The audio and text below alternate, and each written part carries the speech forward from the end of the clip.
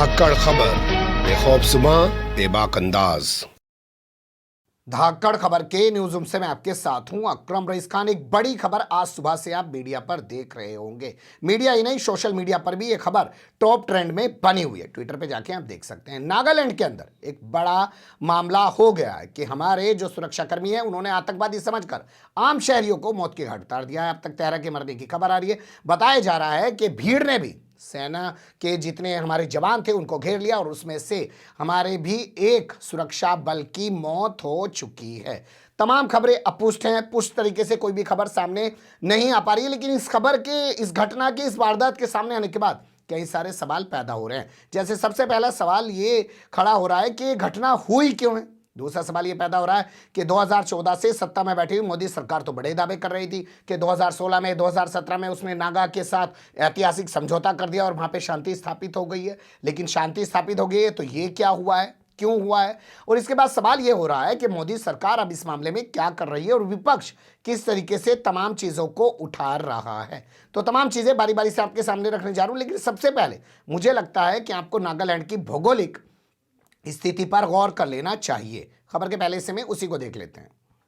देखिए, अगर हम ये कहें कि एक नज़र में नागालैंड को समझना हो तो इस तरीके से हम कह सकते हैं कि 1 दिसंबर 1963 को नागालैंड भारत का 16वां राज्य बन गया। आप जानते हैं 1956 के अंदर जो है राज्य गठन आयोग बना दिया गया था और उसके बाद धीरे धीरे तमाम राज्य जो है वो गठित किए जाने लगे थे। इसकी अगर सीमाओं का जिक्र करें तो पूरब में इसके म्यांमार है, जहाँ पे रोहिंग्या मुसलमान भाग भाग के आ रहे हैं। तमाम तरीके की बातें की जा रही है। वहाँ पे जो सूकी थी उनको जेल में डाल दिया गया और उसके अलावा सेना ने वहाँ पे कब्जा जमा रखा है। लंबे समय से लोग वहाँ फिर से लोकतंत्र की बहाली के लिए जद्दोजहद कर रहे हैं। तो उस म्यांमार से पूरब में जो है सटा हुआ है नागालैंड। इसके अलावा पश्चिम की अगर बात करें तो पश्चिम में इसके असम आ जाता है, जहाँ पे वर्तमान समय में हेमंत बिस्वा शर्मा मुख्यमंत्री बने बैठे हैं। और जब से वो मुख्यमंत्री बने हैं तो आपने देखा मिजोरम से कैसे भिड़ंत हो गई। मिजोरम पुलिस में और असम पुलिस में भिड़ंत हुई, 4 लोग मारे गए और बाद में दोनों मुख्यमंत्रियों के खिलाफ, मिजोरम के मुख्यमंत्री के खिलाफ, असम के मुख्यमंत्री के खिलाफ FIR तक दर्ज हो गई। उस असम से जुड़ी हुई है इनकी पश्चिम की सीमा। इसके अलावा अगर बात करें उत्तर की तो उत्तर में इनके आ जाता है अरुणाचल प्रदेश, जहाँ आप देखते ही हैं चाइना जो है वो गांव बसा रहा है, ये कर रहा है और अब दावा कर रहा है कि हमारी प्रॉपर्टी है। इस तरीके की तमाम चीज़ें आ रही हैं। दक्षिण की अगर बात करें तो दक्षिण में मणिपुर आ जाता है। यहाँ भी भारतीय जनता पार्टी की सरकार है। हालांकि इन तमाम जगहों पर भारतीय जनता पार्टी की सरकार है उस स्थिति में है कि कहीं पे 2 विधायक हैं, कहीं पे 3 विधायक हैं। लेकिन केंद्र में सत्ता होने की वजह से इन्होंने राज्यों में सत्ता कब्जा रखी है। खैर, इस मुद्दे पर कभी और बात करेंगे। कुल मिला के ये एक भौगोलिक स्थिति यहाँ की है। और उग्रवाद की अगर बात करें तो यहाँ आज़ादी से पहले से ही उग्रवाद की एक स्थिति बनी हुई है और आज़ादी के बाद भी वो उग्रवाद की स्थिति लगातार बनी रही। 1947 में जब पाकिस्तान बनाया गया तब नागालैंड को अलग देश बनाने की मांग उठी और बहुत ज़ोर शोर से मांग उठी। उन लोगों ने साफ कर दिया कि वो भारत के साथ नहीं मिलेंगे। नागा नेशनल काउंसिल यानी NSC ने सीधे तौर पे कह दिया कि भारत के साथ नहीं मिलेगा, वो एक अलग देश बनेगा। और ये टकराव की स्थिति लगातार चलती रही। 1946 में इन्होंने बाकायदा अपना एक संगठन बना लिया था और उस संगठन के जरिए 1940 में बनाए गए इस संगठन के जरिए अंगामी जापू फिजो नागालैंड को ग्रेट नागालैंड बनाने की कोशिशों में लगे रहे। उनका कहना था कि असम ने हमारी ज़मीन पे कब्जा कर रखा है, उसको कब्जा मुक्त कराइए। इसी तरीके से अगल बगल के जितने राज्यों का मैंने जिक्र किया भौगोलिक स्थिति के हिसाब से, उन पर भी वो कहता रहता था कि इन्होंने हमारी ज़मीन पर कब्जा कर रखा है, उस ज़मीन को आज़ाद कराइए और हम ग्रेट नागालैंड के नाम से एक अलग देश बनाएंगे। ये स्थिति लगातार बनी हुई थी। 1956 में जिस वक्त मैंने बताया आपको कि राज्य गठन आयोग का जो है पंडित जवाहरलाल नेहरू ने गठन कर दिया था और अब ये तय करने के लिए कि भाई राज्य कैसे बनेंगे कमीशन बना दिया था। उस दौर में इन्होंने अपनी एक अलग से सरकार बना ली थी। अंगामी जो है जाको फिजो ने अपनी सरकार बनाने का ऐलान कर दिया था, जिसका इन्होंने नाम रखा था नागा फेडरल गवर्नमेंट। और नागा फेडरल गवर्नमेंट के बाद इन्होंने अपनी एक फेडरल आर्मी भी खड़ी कर ली थी।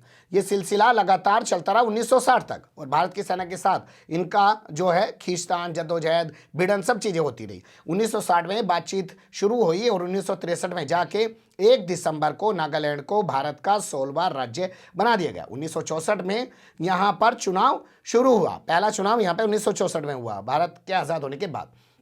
लेकिन उसके बावजूद भी यहाँ पे आतंकवाद का सिलसिला रुकने का नाम नहीं ले रहा है। लगातार चीज़ें चल रही हैं। मोदी सरकार ने 2016 में एक ऐतिहासिक समझौता करने की बात की थी, उस पर गौर कर लेते हैं। ये कुछ खबरें मैं आपके सामने रख रहा हूं, आप इन पर नजर डाल सकते हैं। इन खबरों के मुताबिक 2016-2017 में मोदी सरकार ने नागालैंड में शांति स्थापित कर दी और ऐतिहासिक समझौता कर दिया, लेकिन वो समझौता हाल फिलहाल में टूटता हुआ नजर आया। पार्लियामेंट सेशन से पहले नागालैंड की जो सरकार है उसने सीधे तौर पर कहा कि जो हमारे से 5 साल पहले 6 साल पहले समझौता किया गया था उस पर काम नहीं किया जा रहा है और अभी तक किसी भी चीज पर कोई काम नहीं किया गया। इसके बाद लगातार सवाल उठने लगे कि आखिर मोदी सरकार ने समझौता क्या किया था और जो है समझौता वो पूरा क्यों नहीं किया गया। इसी बीच हमने देखा बहुत सारी ऐसी भी खबरें आई जब नागालैंड ने कहा कि हमारा झंडा अलग है, हमारा संविधान अलग है और इन्होंने कई दूसरे देशों के अंदर अपने प्रतिनिधि बनाने का भी दावा कर दिया।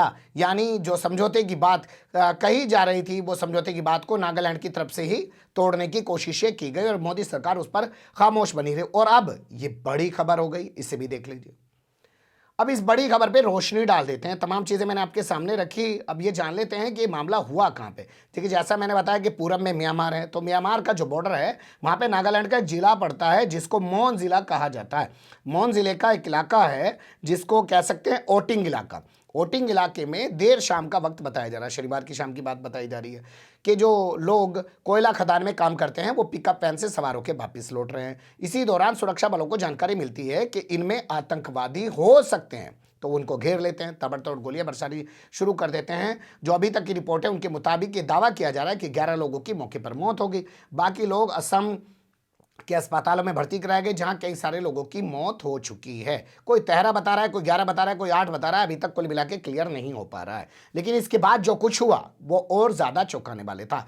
भीड़ ने इकट्ठे होकर तमाम सुरक्षा बलों को घेर लिया और एक सुरक्षा बल की मौके पर मौत हो गई है। कितने सुरक्षा बल घायल, इस मामले में कोई जानकारी निकलकर सामने नहीं आ रही है। सरकार की बात करें तो सरकार में के जो सीएम है नागालैंड के नेफ्रियो, उन्होंने इस पूरे मामले पर एक एसआईटी गठित कर दी है, यानी कि स्पेशल इन्वेस्टिगेशन टीम गठित कर दी है और वो कह रहे हैं पूरे मामले की जांच कराई जा रही है, आखिर ये हुआ क्यों है। लेकिन केंद्र सरकार इस पूरे मामले पर खामोश बनी हुई है। जब हम लोगों ने सर्च करने की कोशिश की तो अमित शाह का सिर्फ एक ट्वीट मिलता है। उन्होंने इस घटना पर निंदा जताई और कहा कि राज्य सरकार ने एक एसआईटी बना दी और इस मामले की जांच की जा रही है। वहीं हम लोगों ने और सर्च करने की कोशिश की तो कुछ चीज़ें निकल के सामने आई कि सेना ने कोर्ट ऑफ इंक्वायरी का आदेश दे दिया है कि आखिर ये घटना हुई क्यों। पहले तो घटना ही नहीं होनी चाहिए थी। दूसरी बात ये कि जब घटना होगी तो लोगों ने कैसे सेना के जवानों को घेर कर एक जवान की हत्या कर दी और कई और जवान इसमें घायल हो गए हैं। पूरी जानकारी अभी तक निकल कर सामने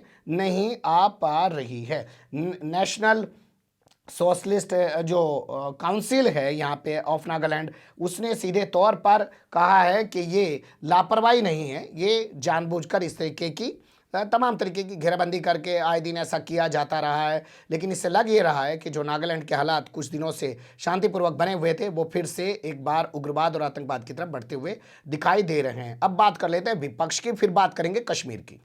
अब बात कर लेते हैं विपक्ष की। तो विपक्ष की तरफ से जो रिएक्शन हमारे सामने आ रहा है वो है राहुल गांधी का। राहुल गांधी ने ट्वीट करके एक बड़ा हमला बोला है और पूछा है कि गृह मंत्री कहाँ है।